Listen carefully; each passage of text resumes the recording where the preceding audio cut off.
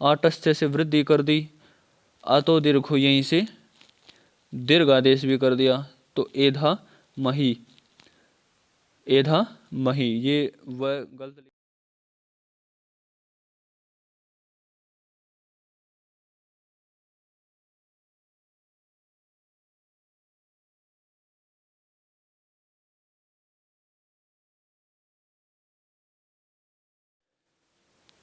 ओम नमस्ते जी।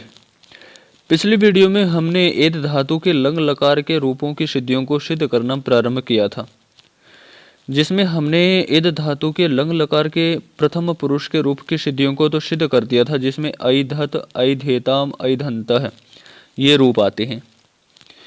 उसके पश्चात शेष रूप रहते हैं ऐधथः, ऐधेथाम, ऐधध्वम, ऐधे, ऐधावही, ऐधामही, ये रूप शेष रहते हैं।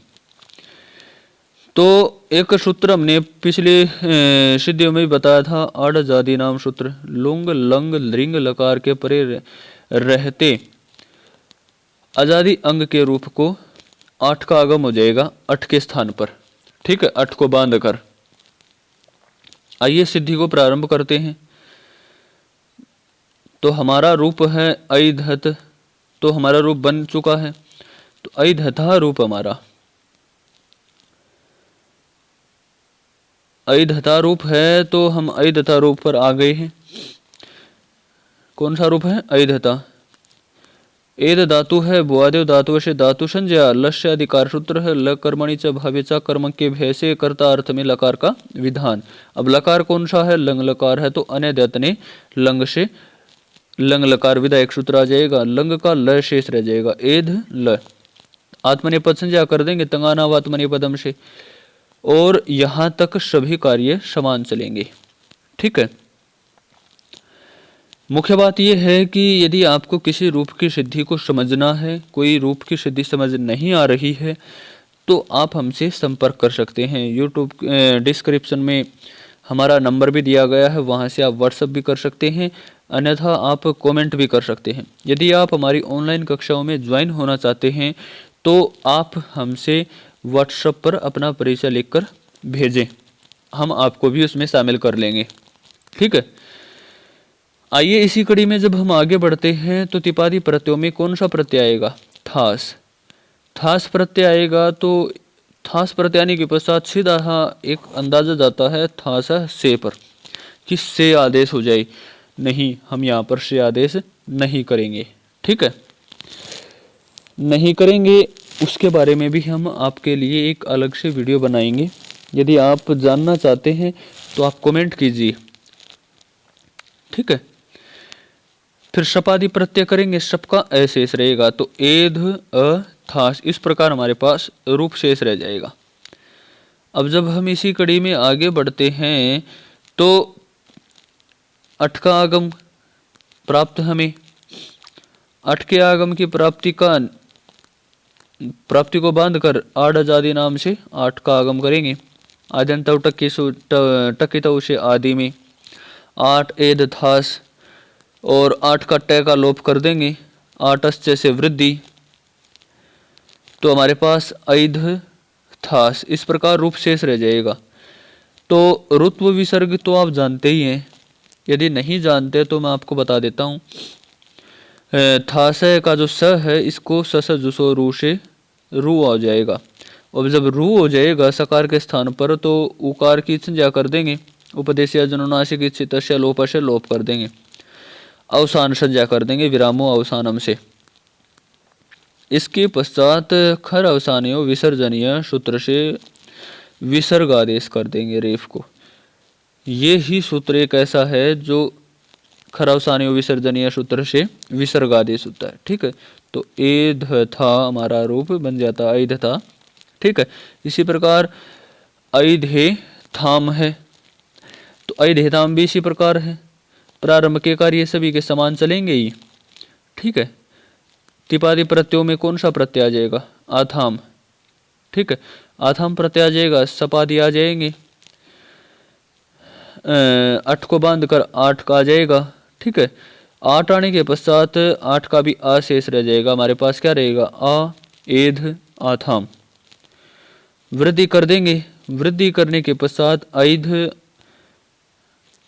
ई ऐध आथाम इस प्रकार रूप रह जाएगा। ठीक है, सबका जो ऐ था वो ध में मिल गया है, ऐध आथाम इस प्रकार जब रूप शेष रह जाएगा तो एक सूत्र आता है क्या, आतोंगित है। सूत्र से ये कर देंगे आकार के स्थान पर, लोपोवयोर्वली से ये की यकार का लोप हो जाएगा तो ऐध ई थाम, फिर आद गुण से गुण कर देंगे ए और ई को ए।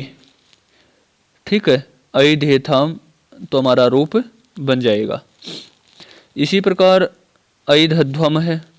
आइए इसकी सिद्धि को करते हैं। प्रारंभ के कार्य समान चलेंगे। अब जब समान चलेंगे तो तिपादी प्रत्ययों में ध्वम प्रत्यय आ जाएगा। ध्वम इसी प्रकार चलता रहेगा अंत तक। सब प्रत्यय आ जाएगा, सबका लोप हो जाएगा। अठ को बांध कर आठ करेंगे। ठीक है, आदि में करेंगे आठ एध ध्वम, ये रूप हमारे पास शेष रह जाएगा।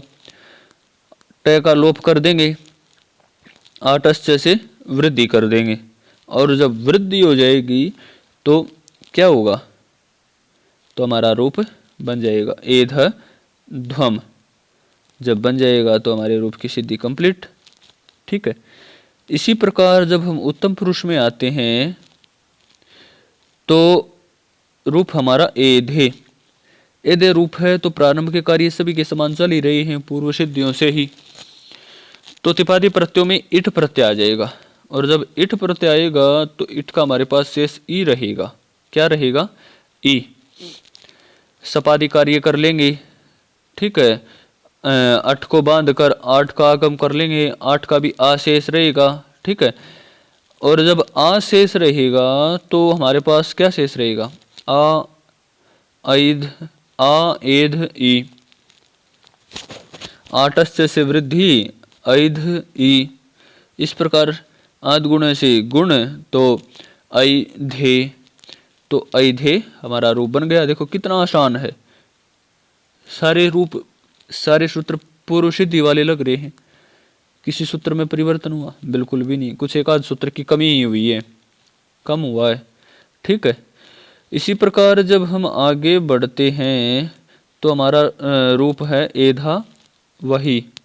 एधा वही के प्रारंभ के कार्य समान रहेंगे।